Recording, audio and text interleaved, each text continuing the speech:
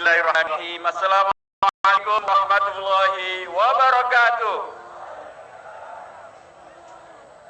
Allahu Akbar. Allahu Akbar. Allahu Akbar. Merdeka. Begitulah teriakan Bung Tomo ketika beliau melaksanakan fatwa jihad dari Hadratus Syekh Kiai Haji Hasyim Asy'ari, Kiai Haji Wahab Hasdullah, dan para ulama semuanya di Jawa Timur dan Surabaya dan Madura untuk agar Indonesia tidak lagi dijajah atau tidak dijajah lagi oleh sekutu Belanda, Inggris, dan konco-konconya yang kafir-kafir itu. Dan dengan teriakan itu, selamatlah Surabaya, selamatlah Indonesia dari dijajah oleh penjajah-penjajah asing. Nah, hari-hari ini jamaah dirahmati Allah Subhanahu wa taala, dan kita terutama yang ada di sini subhanallah merasakan betapa besar karunia Allah yang diberikan pada kita. Dulu dengan hujannya 212 berjalan dengan luar biasa aman, tertib, damai dan aman dan nyaman dan sejuk, betul. Sekarang subhanallah juga tanpa hujan tapi awannya cukup kondusif, anginnya cukup sepoi-poi. Kita semuanya bisa bersilaturahim, melanjutkan komitmen kita untuk menghadirkan yang terbaik bagi Indonesia. Dan alhamdulillah itu sudah mulai terbukti. Dulu di tempat ini, di Monas ini, bahkan dilarang untuk kegiatan agama, maulid juga tidak boleh. Dulu, sekarang sudah boleh atau tidak boleh? Boleh. Sudah 3 kali maulid sampai hari ini diselenggarakan di sini, dan ini ada keempat. Ini adalah maulid akbar, barangkali maulid yang terbesar seluruh dunia, karena dihadiri oleh jutaan massa dari umat Islam Indonesia. Allahu Akbar. Dan ketika dahulu Salahuddin Al-Ayyubi menghadirkan maulid untuk umat Islam, kata beliau tidak rela umat Islam dalam posisi yang dilemahkan, dijajah ekonominya, dijajah negaranya, dijajah akidahnya, dijajah ibadahnya, sehingga menjadi umat yang lemah dan kemudian terjajah di mana-mana. Kemudian beliau menghadirkan peristiwa maulid untuk mengingatkan kembali akan kejayaan umat Islam ketika mereka mengikuti sunnah Nabi besar Muhammad SAW, dan kemudian beliau berhasil menyelamatkan dan membebaskan Palestina dan Masjid Al-Aqsa dari penjajahan kaum salib. Allahu Akbar. Pertanyaannya, sekarang ini umat Islam masih dijajah atau sudah tidak dijajah? Kita lihat bagaimana Israel masih dijajah Palestina. Kita lihat bagaimana Myanmar masih melakukan tindakan penjajahan kepada saudara-saudara kita di Rohingya.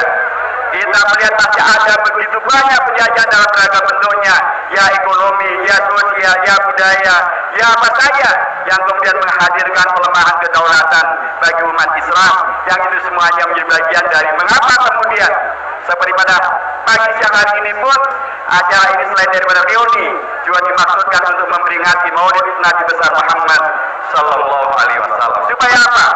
Supaya kita umat Islam dan Indonesia ini pun juga terbangkitkan semangatnya untuk merawat dan terus menghadirkan Indonesia yang diwariskan oleh jihad, oleh ijtihad, oleh mujahadah, jihadnya Laskar Hizbullah, Laskar Jundullah, Laskar Mujahidin, oleh Panglima Besar Jenderal Sudirman. Mereka inilah yang kemudian secara militer membebaskan dan memastikan Indonesia tetaplah Indonesia yang merdeka. Jihad, ijtihad daripada para pimpinan ormas Islam dan juga parpol Islam. Dulu Kiai Haji Hasyim Asy'ari, Kiai Haji Wahid Hasyim, Kiai Haji Kahar Mudakir, Ki Bagus Haji Kusumo, Haji Umar Sayyid Zahra, Haji Agus Salim, juga Haji Muhammad Nasir, ataupun juga Mr. Kasman Timojo, mereka semuanya berijtihad untuk bagaimana Indonesia itu tetap kokoh dan kuat, tetap menjadi NKRI dan tidak dijajah oleh Belanda, dipecah belah menjadi Republik Indonesia Serikat.